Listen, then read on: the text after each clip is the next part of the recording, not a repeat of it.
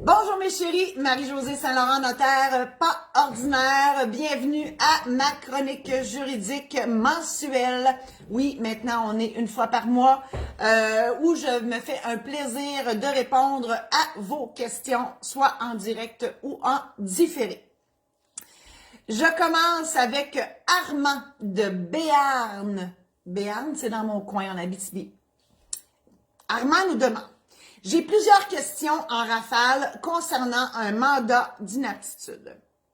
Première question: faut-il qu'un mandat en cas d'inaptitude signé par le mandant étant la personne qui donne mandat, donc c'est un formulaire fait à la maison, soit homologué officiellement? Ben, la réponse c'est oui. Par qui? Par le mandataire. Combien de temps prendra cette homologation? Méchante bonne question. Et combien coûtera-t-il? Et là, je réponds. Donc, bon, là, je comprends que vous avez un mandat et vous dites, faut-tu faire homologuer ça tout de suite? Surtout pas, parce que vous n'êtes pas inapte. Le mandat d'inaptitude, pour qu'il soit en vigueur, premièrement, on doit avoir une évaluation médicale, donc par un médecin, et une évaluation psychosociale par une travailleuse sociale. Je le mets au féminin parce que la plupart sont femmes, mais ça peut être un travailleur social. Donc, ces deux évaluations-là doivent être présentées au notaire. Le notaire va faire une recherche au registre des mandats de la Chambre des notaires du Québec et au Barreau du Québec pour s'assurer que le mandat qu'on a dans les mains, c'est le bon. Ici, vous me dites que c'est un mandat que vous avez fait sous forme de formulaire. C'est correct. Donc, ça sera, si on n'en trouve pas de notarié, ben c'est celui-là dont on va se servir. Juste garder à l'esprit que si vous passez, bon, je ne souhaite rien à personne, mais si vous passez au feu ou quoi que ce soit, vous perdez le document, mais on ne l'a plus. Alors qu'un document notarié, on a toujours l'original à l'épreuve du feu et du vol. Et surtout que l'information de l'existence du document est consignée à la Chambre des notaires du Québec. Donc oui, on coûte plus cher, mais c'est plus que du bonbon, je le dis souvent, parce que c'est des avantages de faire affaire avec un ou une notaire. Bon, par qui ça doit être homologué, le mandat? Et bien évidemment, bon, je continue mon histoire. Donc, une fois qu'on a la certitude par les deux évaluations que la personne, elle est inapte, bonjour Madame Saint-Onge, ben à ce moment-là, on présente une requête au juge. Et donc, on présente tout ça au juge. La requête, normalement, elle est signée par le mandataire. Donc, c'est souvent le conjoint ou la conjointe de la personne inapte ou les enfants. Donc, toute personne intéressée à ce qu'il y ait une homologation de ce mandat-là. Et combien de temps prend cette homologation? La procédure c'est dur à dire ça, d'homologation n'est pas tant longue. C'est sûr qu'elle est moins longue que si on n'avait pas de mandat d'inaptitude et qu'on devait ouvrir un régime de protection avec le conseil de famille, etc. Ça, c'est beaucoup plus long. Moi, je vous dirais que c'est maximum un mois. Et par contre, ce qui est long, en tout cas ici, en Abitibi, ce qui est long, c'est d'obtenir les évaluations médicales et psychosociales. Ça prend des mois. Avec la pandémie, tout va plus lentement. Bien évidemment, il faut aussi que le médecin et que le travailleur ou la travailleuse sociale ait fait son travail. Donc, il faut s'assurer que le médecin et la travailleuse ou le travailleur social aient remis au bon département les évaluations. Des fois, les gens viennent me voir parce que le médecin leur a parlé, même le médecin, il écrit un petit mot pour dire, ben là, il faudrait voir à faire homologuer le mandat. On comprend que la personne, elle est inapte, mais c'est pas suffisant, ce petit papier-là. Ça prend des évaluations. Donc, la famille, là, quand je leur pose la question, mais est-ce que ces évaluations-là sont faites? Et là, ils me regardent avec comme des chevreuils en avant des lumières de char. Donc, là, je leur dis, ben, voyez avec les bonnes personnes, donc le médecin et le travailleur ou le travailleur social, à ce que les évaluations soient faites et déposées au dossier et ensuite on peut les récupérer et le dossier va suivre son cours. Combien coûte-t-elle? Bonne question. Ça dépend du professionnel avec qui vous allez faire affaire. C'est chose certaine, mettez-vous un 2000 $ comprenant tout le processus au complet. Les belles petites cartes, comme toujours. Je les montre parce qu'elles sont belles. Hein? Voilà. Baptiste de Beaupré.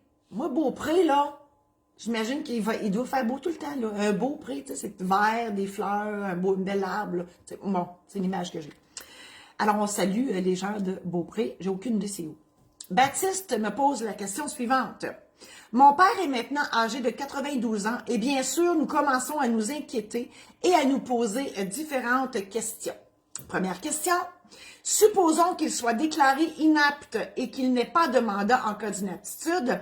Est-ce que c'est ma mère et nous, les 5 enfants, qui pouvons prendre toutes les décisions le concernant? La réponse, c'est non. On devra, s'il n'y a pas de mandat d'inaptitude, on devra faire une ouverture de régime de protection. C'est une procédure judiciaire qui est là par défaut lorsqu'on n'a pas de mandat en cas d'inaptitude parce que au Québec et partout, une personne déclarée inapte de façon officielle, elle perd ses pouvoirs. Donc, il faut absolument que cette personne-là ait un représentant légal. Moi, je dis souvent, une personne inapte, c'est comme une roche, mais la roche a besoin de soins, elle a besoin de quelqu'un pour gérer ses affaires. Donc, voilà. Alors, il faut absolument qu'il y ait quelqu'un de nommé pour faire tout ça à sa place. Et je comprends votre bonne volonté de vouloir faire tout ça, mais vous imaginez-vous, les 5 enfants et votre mère à la Caisse populaire, ça fait beaucoup de monde dans le bureau de la conseillère. Deuxième question. Je ne comprends pas bien à quoi sert un mandat en cas d'inaptitude quand cette personne est entourée de toute sa famille. Avons-nous vraiment besoin d'un mandat pour nous occuper des affaires de notre propre père? Ben, écoutez, je viens pas mal de répondre à la question. L'idée, c'est juste que c'est ça, comme je l'ai expliqué, vous ne pouvez pas vous ramasser 6 ans partout, là, signer les 6, la déclaration de revenus de votre père, etc. Donc, ça n'a pas de sens. Ça prend une personne. Et je vous dis, la loi vous permet, vous donne la possibilité de nommer les gens en qui vous avez confiance pour s'occuper de vous et de vos biens si vous devenez inapte. Donc, je ne sais pas qui menace. Bon, donc, voilà. Mais pourquoi ne pas le faire? Et moi, bien sûr, je vais prêcher pour ma paroisse. Un mandat notarié est beaucoup meilleur, en ce sens que, un, il est complet, parce qu'on fait ça dans la vie. 2, l'existence du document est consignée à la Chambre des notaires du Québec, donc on sait il est où, même si on n'a plus la copie. Voilà, et il fait preuve de son contenu étant un document notarié. Camille, ou Camille, je ne sais pas comment on le prononce, de Montcalm. Je suis la fille d'une femme héritière d'une fortune familiale, reconnue à laquelle s'ajoute l'héritage reçu à la suite du décès de notre père. Lui aussi était de famille fortunée. Donc, on comprend que votre mère a beaucoup de sous. Elle est encore très autonome et en grande forme, a commencé à nous faire des cadeaux à moi et aux 2 autres filles de plusieurs montants d'argent, de différents objets, bijoux et autres, et même de bâtiments par donation devant notaire. Voici mes questions. Premièrement, j'aimerais savoir si ma mère veuve pas veuve, pantoute, je lis mal, là, rouvre-toi les yeux, peut ainsi faire des dons à ses enfants de son vivant, a-t-elle le droit? Mais la réponse, c'est oui. Mon Dieu Seigneur, puis tant mieux pour vous. Écoutez, il n'y a pas personne qui va empêcher votre mère de donner tout ce qu'elle a. Elle peut le faire sans problème. C'est sûr que moi, je vais conseiller, donc vous me parliez de donation pour les immeubles, je vous parlerai de donation notariée pour tout ce que votre mère peut vous donner. Pourquoi? Parce que dans un acte de donation notarié, on peut mettre une clause de propre et une clause d'insaisissabilité. Il y a beaucoup de S là-dedans. Je vous mets au défi d'écrire ce mot, sans faute.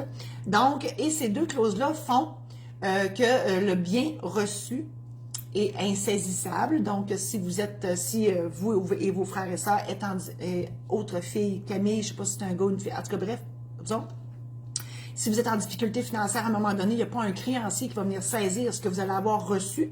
C'est propre aussi, donc si vous subissez un divorce et que vous avez reçu un bien par donation notariée, il ne sera pas partagé avec le conjoint ou la conjointe.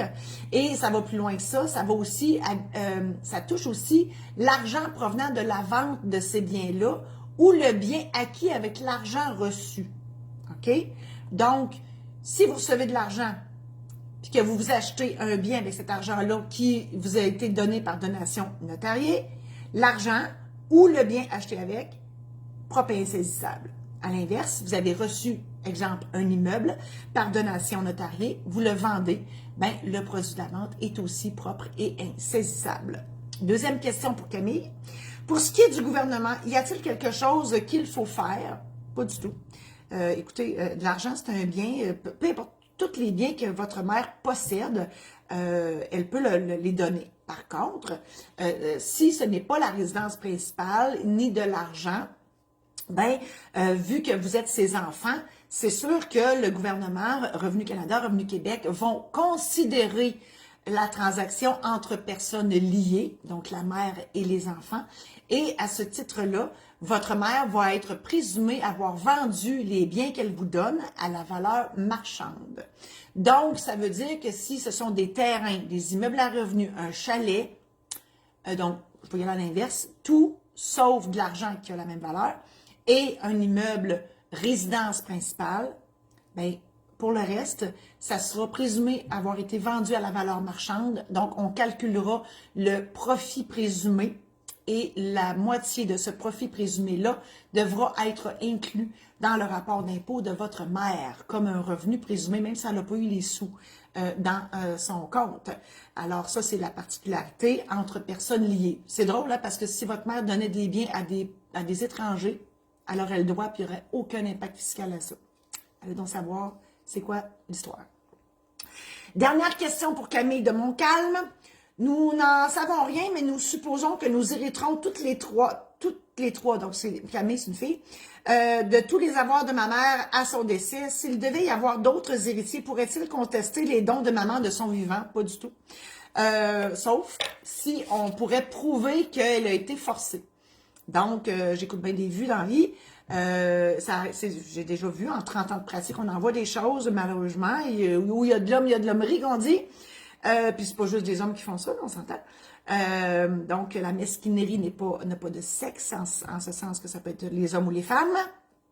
Et j'ai déjà vu, oui, des gens qui forcent leur mère ou leur père à leur donner leur bien, même si ça ne fait pas leur affaire, mais moi, tout pète à cette heure qui m'énerve.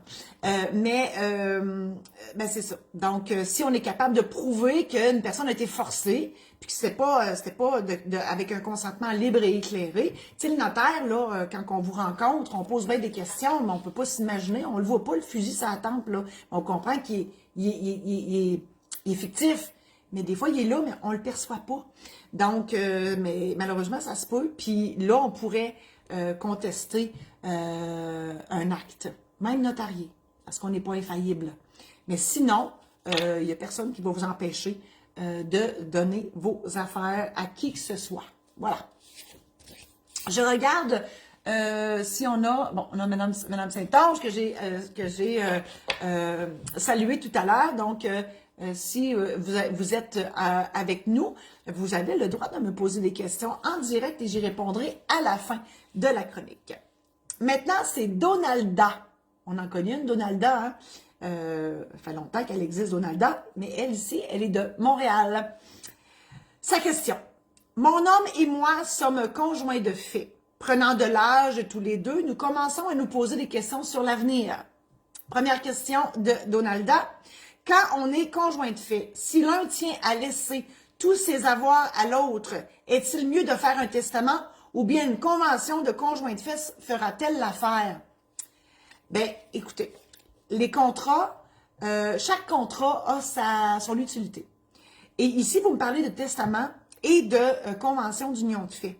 Le testament, ça règle le cas du décès et la convention d'union de fait protège contre une séparation. Parce qu'il faut comprendre que les conjoints de fait, ça n'existe pas. Bonjour Nathalie, bonjour.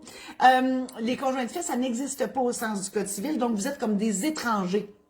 Donc, en cas de séparation, ben, avant de vous séparer, bien évidemment, vous allez faire une convention qui dit qui garde quoi en cas de séparation.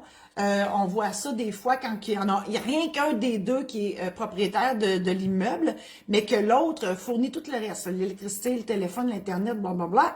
Donc, toutes des dépenses intangibles. Et ben, c'est sûr que s'il y avait une séparation, on comprend que la personne qui a payé l'épicerie, mais qui n'a pas payé l'hypothèque, ben, est un petit peu lésée.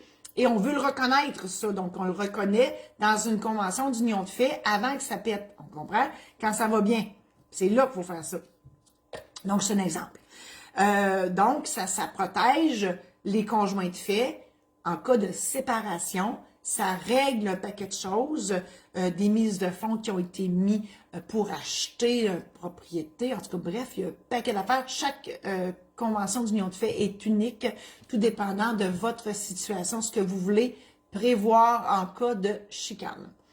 Le testament, ben, c'est en cas de décès. Et oui, les conjoints de fait, vous devez faire un testament parce que je l'ai dit, les conjoints de fait n'existent pas et n'héritent pas l'un de l'autre. Donc, vous devez à tout prix faire un testament. Sinon, ben, vous n'existez tout simplement pas.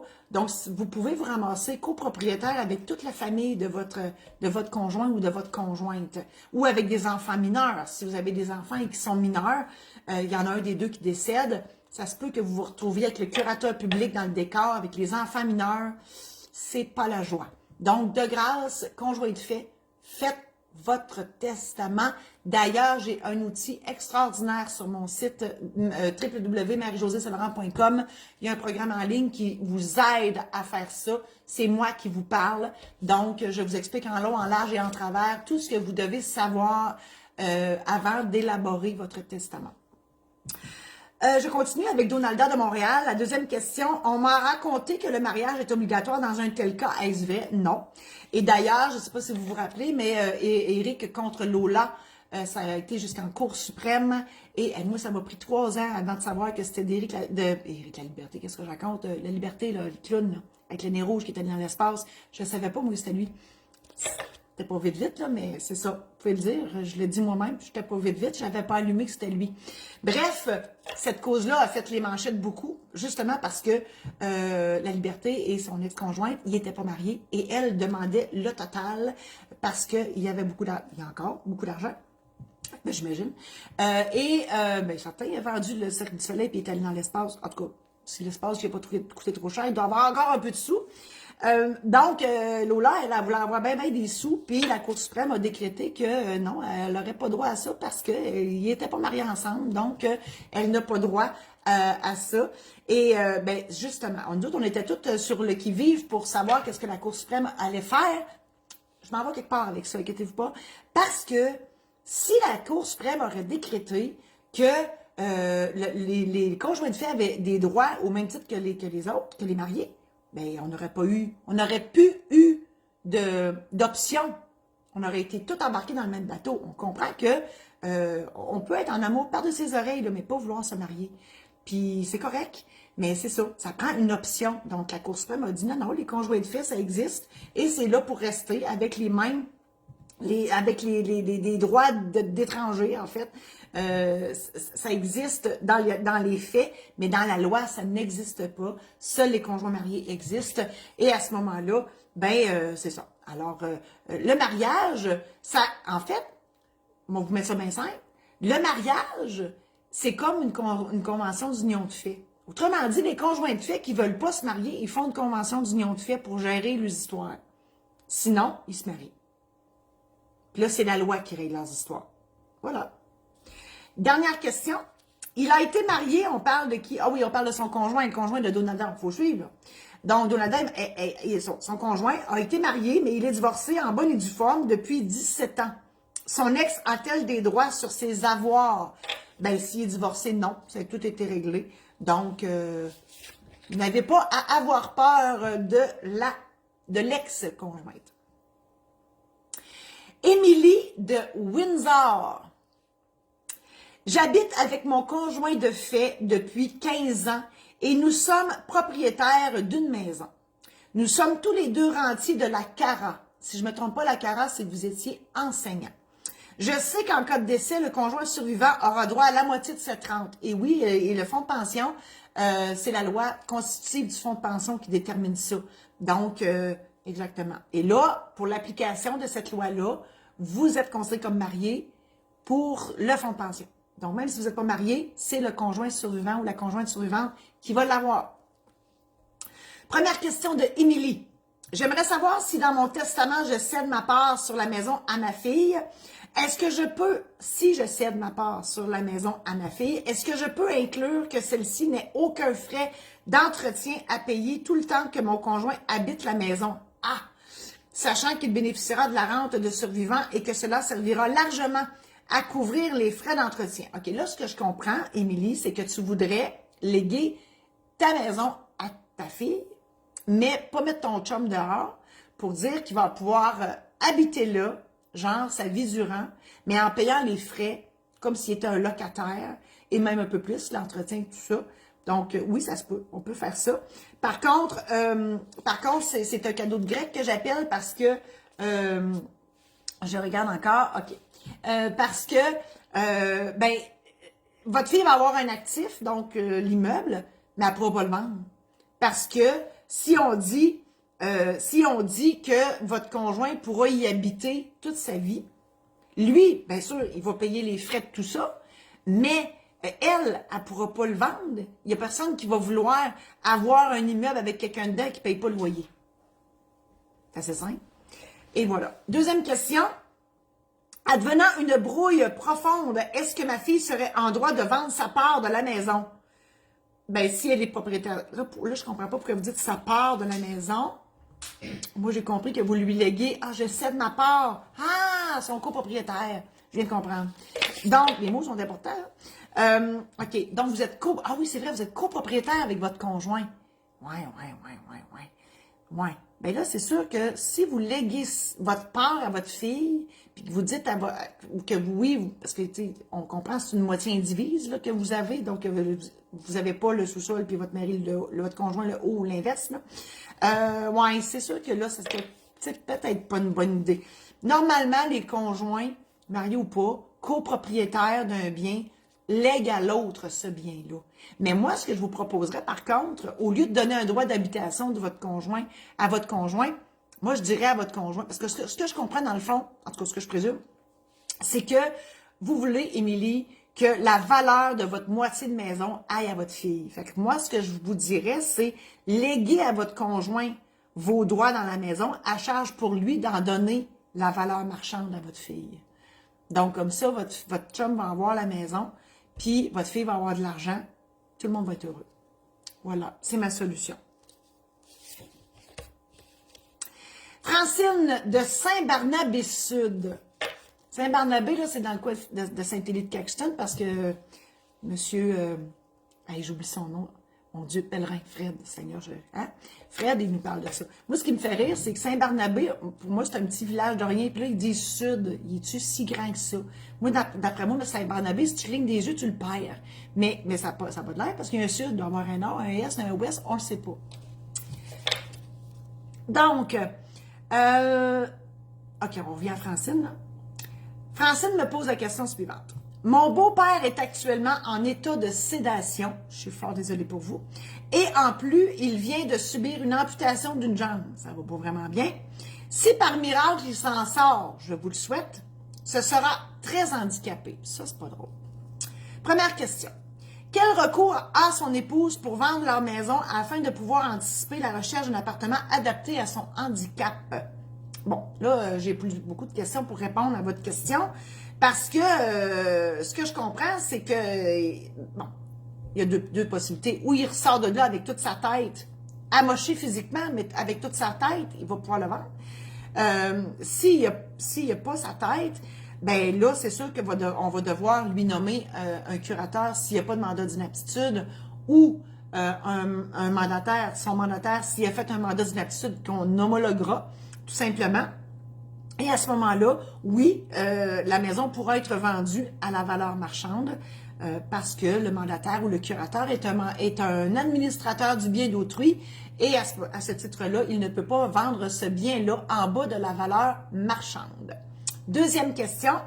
La maison a été achetée au dernier vivant et son coma ne lui permet pas de signer une procuration pour l'accord de vente. Y a-t-il un recours juridique ou médical? Là, je comprends pas l'histoire de maison achetée au dernier vivant, les biens. Ce que je comprends, c'est que dans le testament, ils se laissent tout l'autre leurs biens, sauf que là, il est encore en vie.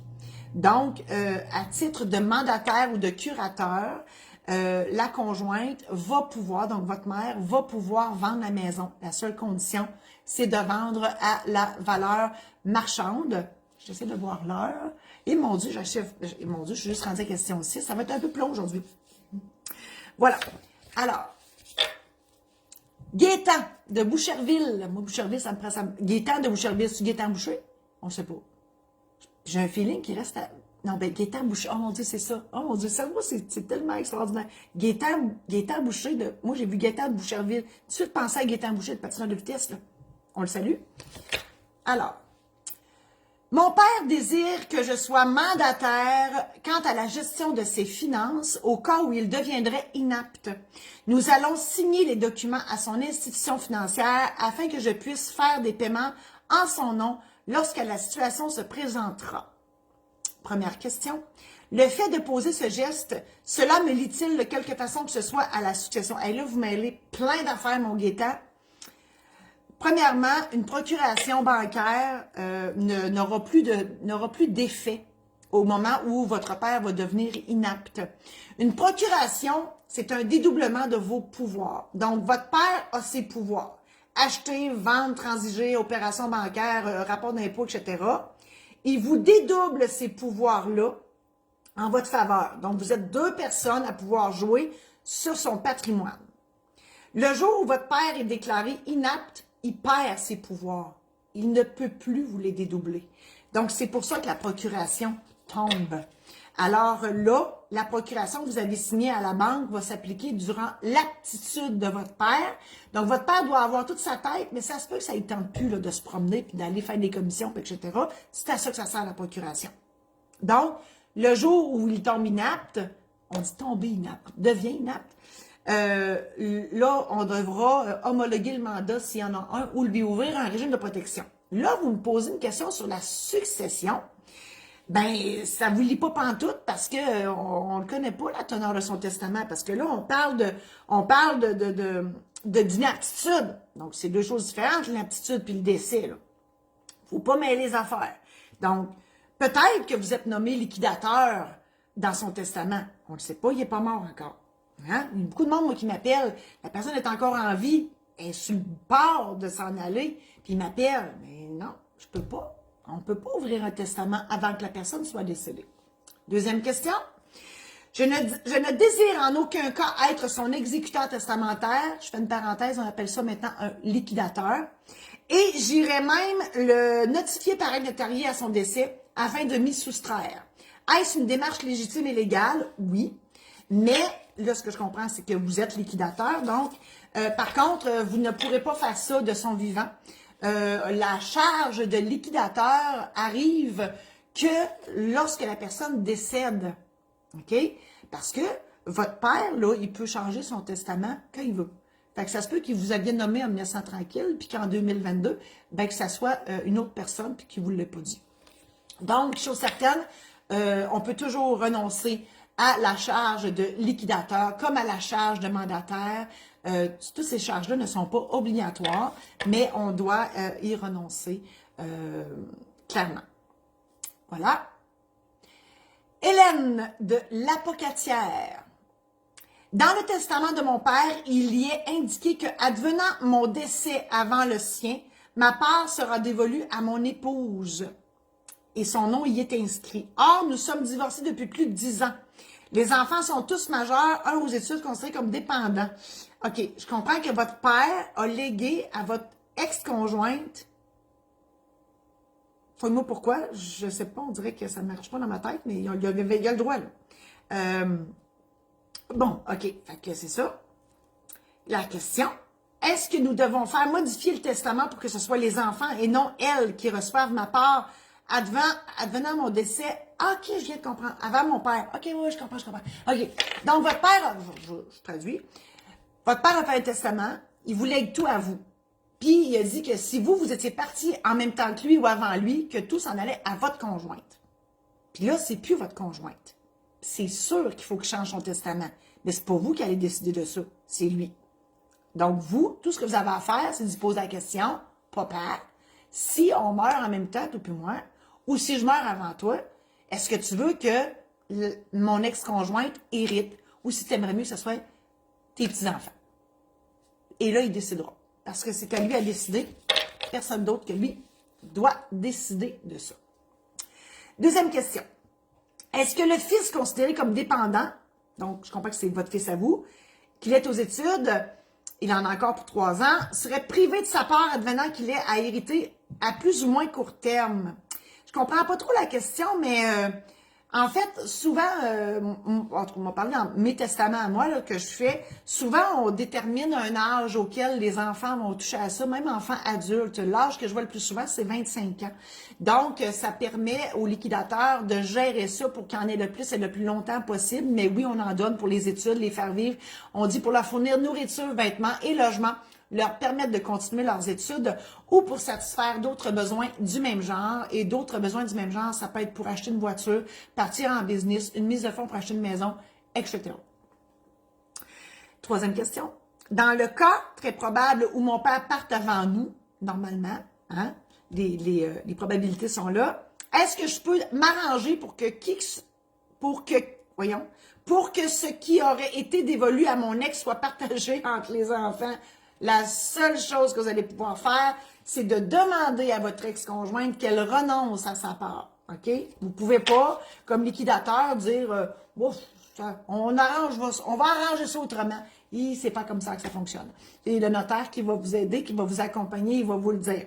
Donc, la façon de régler ça, d'ailleurs, je n'ai fait une hier, c'est de faire renoncer les gens qui ont pu rapport là-dedans. Puis, par contre, elle a le droit d'accepter. J'ai vu ça aussi. J'ai écrit des beaux livres, moi, dans la vie. Et j'ai des belles anecdotes où les gens, ils acceptent la succession, même s'ils ne sont plus dans la famille. Ou même si c'est plus la conjointe, c'est l'ex-conjointe. Puis ça dort la nuit, ce monde-là. Je ne comprends pas comment ils font. Mais bon. Isabelle de Donnacona. Il y a une chronique ou deux, vous avez eu l'occasion de faire le point sur la question du mandat d'inaptitude. D'ailleurs, j'en ai fait aussi dans cette chronique-ci. Je n'ai pas eu le temps de prendre des notes et je me permets donc de quelques questions. D'autant plus que je vis une situation particulière étant atteinte d'une maladie dégénérative incurable, j'en suis fort désolée, et qui pourrait aller très vite.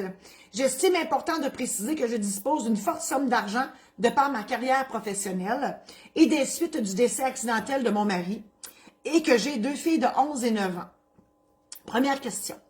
Comme ma maladie ne me permet pas d'envisager plus d'une année ou deux dans ce monde, ne devrais-je pas penser à un mandat en cas d'inaptitude au plus vite? La réponse, c'est oui. Vous devez absolument faire un mandat d'inaptitude pour que quelqu'un puisse gérer vos affaires et gérer vos soins durant cette inaptitude-là. Et aussi pour nommer quelqu'un qui va s'occuper de vos enfants parce que le père est décédé. Là. Donc, ça prend aussi un tuteur à vos enfants mineurs et la loi vous permet dans ce document-là de nommer des gens. Donc, vous devez à tout prix faire un mandat d'inaptitude pour gérer cette période où vous serez devenu inapte. Deuxième question, on sait plus ou moins comment évoluera ma maladie et si j'en viendrai à l'inconscience. Pourriez-vous rappeler ce document qui empêche l'acharnement, comme on le fait et ce qu'il prévoit? Ça s'appelle l'aide médicale à mourir. Oui, écoutez, l'aide médicale à mourir, c'est une loi qui oblige le médecin à écouter vos refus de soins. Cette loi-là vous permet de refuser 5 soins. La réanimation cardio-respiratoire, donc si le cœur vous arrête, il ne vous touche pas. La ventilation assistée, si vous manquez d'air, il ne vous touche pas. La dialyse, si vos reins arrêtent de fonctionner, il ne vous touche pas. Vous pouvez renoncer aussi à l'alimentation artificielle ou forcée, donc ils ne vous nourrissent plus. Et l'hydratation artificielle ou forcée, ils ne vous hydratent plus. Si vous renoncez à ces 5 soins-là, en dedans de 7 jours, vous êtes décédé. Ce sont les médecins qui disent ça parce que personne t'offre plus longtemps que ça sans nourriture et sans hydratation. Et tout ça s'applique seulement si vous êtes en fin de vie en état irréversible. Donc, vous ne pouvez pas demander ça si vous n'êtes pas dans cette situation-là. Donc, la qualité de vie, c'est la fin de la qualité de vie. Donc, imaginez-vous au CHSLD ou à l'hôpital, couché dans un lit puis vous regardez le plafond. est dans un état irréversible, c'est que vous en reviendrez pas. On est sûr à 200% que vous en reviendrez pas. Et ces deux conditions-là, ce sont les médecins qui jugent de ça. Si vous êtes apte, ce ne sera pas le cas là, mais de votre aptitude, vous pouvez le demander. Mais le jour où vous devenez inapte, ben, le document doit être fait avant que vous deveniez inapte, et ça s'appelle des directives médicales anticipées. C'est un document notarié qui est préparé par le notaire. On vous le fait signer. Là-dedans, on écrit les soins auxquels vous renoncez et on le scanne et on l'envoie. Donc, on l'enregistre dans votre dossier à la RAMQ, disponible par tous les hôpitaux du Québec au moyen de votre carte d'assurance maladie. Donc, tout le monde a accès à ce document-là, monde médical, bien sûr. Dernière question pour vous. Mes deux frères acceptent volontiers la tutelle pour mes deux filles. Doit-on inscrire ces éléments dans un document quelconque et si oui, lequel? J'ai répondu à cette question. Bien évidemment, dans votre mandat d'inaptitude, vous allez prévoir si ce sont vos frères qui veulent agir comme tuteurs à vos enfants mineurs. C'est là qu'on va mettre ça. Jacques de Laniel. Laniel, c'est en Abitibi aussi. Fouillez-moi c'est où, mais je sais que c'est en Abitibi. Mon frère, par l'intermédiaire d'un notaire, m'a fait son mandataire, il l'a nommé mandataire, dans son mandat d'inaptitude, et cela me chicote un peu. Première question, si dans quelques années, il devient effectivement inapte, dois-je à ce moment communiquer avec ce même notaire pour faire homologuer ce mandat, ou bien si je peux communiquer avec un notaire de mon choix, pour le faire homologuer et pour la suite des choses? La réponse, c'est oui. Vous pouvez prendre n'importe quel notaire au Québec parce que effectivement, on devra faire la recherche de mandat à la Chambre des notaires et au Barreau du Québec et à ce moment-là, le notaire qui vous accompagnera dans cet épisode-là communiquera avec un notaire qui a fait le mandat de votre frère, le récupérera. Et à ce moment-là, votre notaire que vous aurez choisi fera le processus avec vous. Donc, c'est pareil comme un testament. N'importe quel notaire au Québec peut faire ça. On n'est pas obligé d'aller voir le notaire qui a fait le document qu'on doit traiter. Que ce soit un testament ou un mandat d'inaptitude, on peut choisir notre propre notaire, ce qui est normal parce qu'on a une relation de confiance avec son notaire et il est très apte à faire le travail. Dernière question. Par curiosité, pourriez-vous me dire en quoi consiste cette fameuse homologation et si elle est absolument nécessaire? Je l'ai expliqué tout à l'heure, donc on se doit d'avoir une évaluation médicale et psychosociale pour être certain de l'inaptitude de la personne. Ensuite, on fait la fameuse recherche de mandat pour connaître le dernier mandat qui a été fait et ensuite, on procède à l'homologation du mandat. Alors, pour ceux qui nous quittent, je vous dis merci d'avoir été là et je poursuis, moi, avec les réponses aux questions que j'ai en direct. Madame Saint-Onge, je vais me tourner un petit peu parce que je ne vois pas. Donc, Madame Saint-Onge me dit, pour revenir au mandat, si le mandat n'est pas homologué, le conjoint a été nommé mandataire dans le dit mandat. Est-ce que les médecins et les travailleurs sociaux doivent en tenir compte ou doivent-ils informer les membres de la famille de l'état de santé de la personne inapte? Le médecin n'a pas à se préoccuper de ça. Le médecin, sa job, c'est un, de soigner la personne et de deux, de s'assurer que l'évaluation médicale, son évaluation médicale est faite, que l'évaluation médicale psychosociale est faite. That's it. Le reste, c'est le mandataire qui va s'en occuper. Donc, le médecin, lui, il fait juste dire, il va allumer des lumières. Il va dire, il est temps qu'on se pose cette question-là parce qu'on est à veille d'en avoir besoin. Voilà. Est-ce qu'on a d'autres questions? Non. C'est la seule. Merci. Voilà. Alors, je vous réitère l'invitation de visiter mon site internet marie-josée-saint-laurent.com où je vous offre des programmes en ligne dans lesquels je vous explique en long et en large et en travers tout ce qu'on doit faire, tout ce qu'on doit savoir, avant de faire son testament, mandat d'inaptitude, aide médicale à mourir. L'aide médicale à mourir, c'est un bonus si vous prenez le programme en ligne de testament, on vous le donne en bonus. Mariage, célébration de mariage et préparation de mariage, on doit aller voir le notaire avant de se marier parce que le mariage n'est pas juste une question de gâteau et de robe de mariée puis de mettre des bonnoirs puis arriver à l'heure, c'est pas juste ça. Ensuite, sur les successions aussi, j'offre un programme en ligne pour l'achat de la première maison si vous saviez comment ça peut virer au cauchemar parfois. Donc, il faut connaître, avoir toutes les informations en main pour se faire une tête sur tout ce processus-là. et j'offre aussi une formation en démarrage d'entreprise, donc tout le côté légal et tout plein d'autres choses que vous pourrez voir sur ma page. Si vous, le cœur vous en dit, vous pouvez aussi vous procurer mes livres en version papier, numérique et audio sur le maison d'édition saint-laurent.com. Tout est là. Voilà. Madame Saint-Onge a une dernière question. Si aucune homologation n'est demandée, que fait-on? Qui est responsable de l'édition? Oh, ben non. Non. Madame Saint-Onge, il faut absolument faire l'homologation. Donc, je répète, une personne inapte, elle est comme une roche. Elle a besoin d'un représentant légal, soit un mandataire si elle a fait un mandat d'inaptitude ou un curateur si elle n'en a pas. C'est sûr qu'on doit avoir ça. Alors voilà, je vous remercie infiniment d'avoir assisté à cette chronique juridique et on se revoit le mois prochain. Bye!